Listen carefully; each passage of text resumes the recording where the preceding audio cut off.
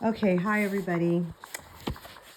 All right, so this new book is called The Second Mrs. Gioconda. It is by E.L. Konigsburg.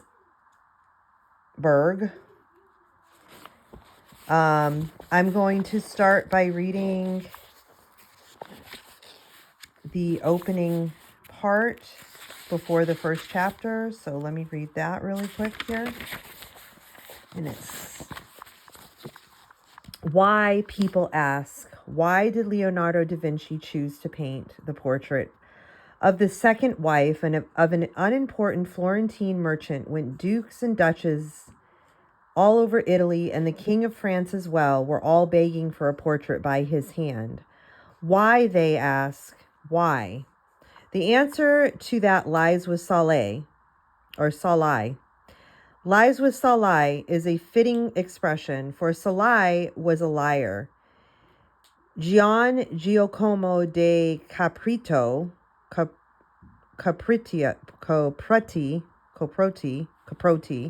called Salai, was also a thief. Leonardo himself says so. In his notebooks written in that strange backward hand of his, he calls him liar, thief, mulehead, and a glutton. Leonardo's first mention of Salai is this: Giacomo came to live with me on St. Mary Magdalene's Day in 1490, aged 10 years old.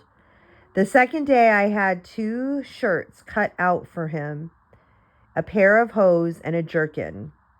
Next we find this item: on the 26th of January following, I being in the house of Messer Galeazzo de San Servino, was arranging the festival, and certain footmen having undressed to try on some costumes for the said festival, Giacomo went to the purse of one of them which lay on the bed with the other clothes, and took out such money as it was in.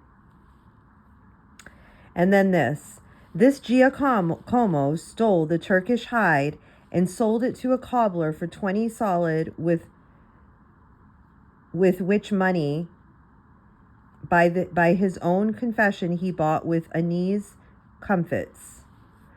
Later references of Salai cease to mention his thievery, but he continues to be listed in Leonardo's household accounts. And then there's this: I had 30 scudi, 13 lent to Salai to make up his sister's dowry, and 17 I have left. Finally, Salai is mentioned in Leonardo's will. Item 1, I, Leonardo da Vinci, give and bequeath henceforth forever to Salai, my servant, 1/2 of my garden, which is outside the walls of Milan. In the garden afore said Salai has built and constructed a house, which shall be and remain henceforth in all perpetuity the property of said Salai, his heirs and successors, and this is for the good and kind services which the said Salai, my servant, has done me in the past time until now. Why, people ask, why did Leonardo da Vinci put up with this liar, this thief, this Salai? Why for so long? Why did he pay for his sister's dowry? And why did he remember him in his will? Why? Those answers lie in these pages. Okay. So chapter 1.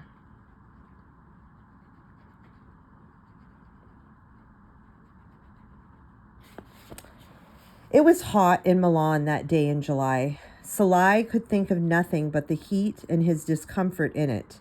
He wandered over toward the castle. People coming from and going into a castle always looked cool to him. The rich seemed to walk in a private breeze, but today their looks did nothing for Salai except make him feel even hotter by comparison. He could not be rich, so he could not be cool. He would have to solve this problem of the heat the poor man's way, by thinking of something else. He thought about sweet things to eat. As soon as he had some money, He would buy some anise comfits, and eating those would make him feel cool.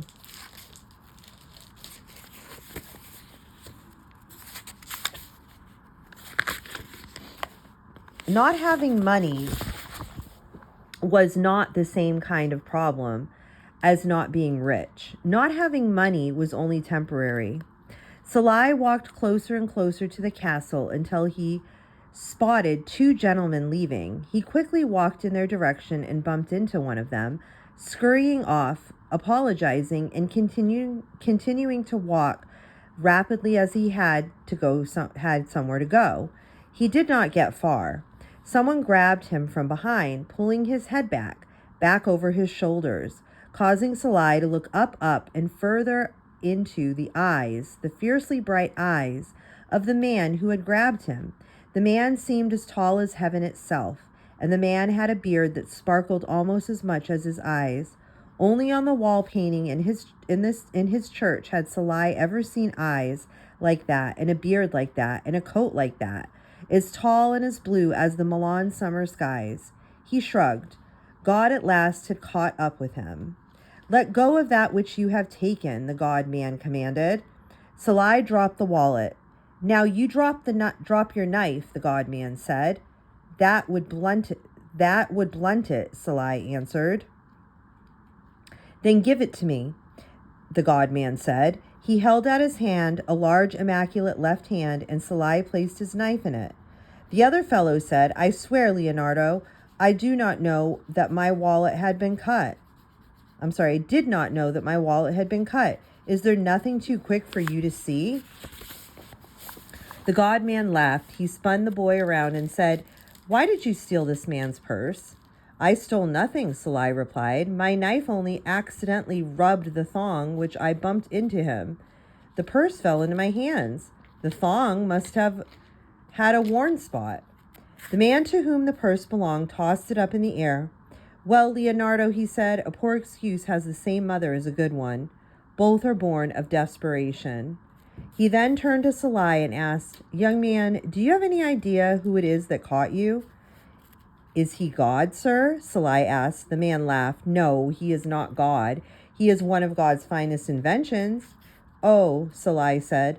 "Does that mean that he is of the church?" "No, he is part of the Duke's family." No, the man said. Is he part of the Duke's family?" No, the man said. He then addressed his friend in the long blue robe. "I would have him hanged, not for snatching my purse, but for not for knowing who you are." He looked again at Salai, and he said, "The gentleman who had you by the back of your hair is Leonardo da Vinci, the greatest artist, the greatest mind, the greatest engineer in the court of Milan, and that makes him the greatest in the world." Salai blinked. "If he is not God, and he is not part of the church, nor is he part of the Duke's family, then I shall stick to my tale. Your purse was cut by accident."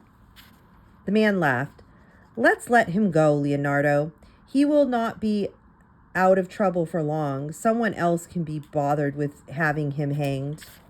Leonardo rubbed his hand over Salai's head and took one of the boy's curls between his forefinger and thumb. "What a pity," he said, "that the dirt keeps the sunshine out of those locks. Were they to be washed, Jason himself would mistake them for a golden fleece." Salai had no idea who Jason was, but he knew that that man called Leonardo was saying something kind. He smiled at him. "What were you going to do with the purse you cut?" "I cut no purse, sir. My knife accidentally rubbed a worn place in the thong." Leonardo reached into his own wallet and took from it a single silver coin. He handed it to the boy. "Now, son," he said, "this is for you. What will you do with it?" "Oh, sir," Salai said, "you are most generous." He made a little bow. "You are indeed one of God's finest inventions. With this coin, I can buy my sainted father enough leather for a pair of boots." "Let us go and meet this sainted father of yours," Leonardo said. He then turned to the other fellow and tossed him his wallet. Go, he said. I will meet you later at the studio. They walked through the streets of Milan, the tall, handsome man with the brightness of God in his eyes, and the small street urchin, the young thief Salai. The boy skipped along, thinking only of the walk, having forgotten his narrow escape from the law and not thinking of the encounter he would soon have with his father. This is my father's place, Salai said, pointing. Leonardo laughed, the sounds seeming to push down inside him instead of puffing out into the air. The boy looked at him, took a reading, and joined into the laughter. Oh, Leonardo exclaimed, your tongue is even quicker than your hand. Your father is a bootmaker. I thought that my coin would be shodding a poor beggar, but I see now that buying enough leather for a pair of boots would only be helping your father to turn a profit. He rubbed his forehead with his hand and said, come, boy, there is something I want to talk over with your father, your sainted father, as you call him. When Leonardo emerged from his talk, he asked Salai, how would you like to cease being a son of a bootmaker and start being an apprentice of Leonardo da Vinci? Will I have a blue shirt, sir? Yes. When? Soon. Will I still be Salai, sir? You will always be Salai. Then it will be fine with me. Salai's father could not afford the apprentice fee, so Leonardo took him without. But Salai was not impressed. Having for a brief moment thought that God had made him by the back of his hair, had him by the back of his hair, it was something of a disappointment to learn that it was only Leonardo da Vinci. Okay, guys, so that was chapter 1. And like I said, I'm going to be expecting you guys to have your narrations for chapter 1. And also, I'm expecting you guys to watch the part 1 of the series I'm sending you through email, The Life of Leonardo da Vinci, so we can talk over that in class. And I hope that you guys all have a good rest of your week. Blessings.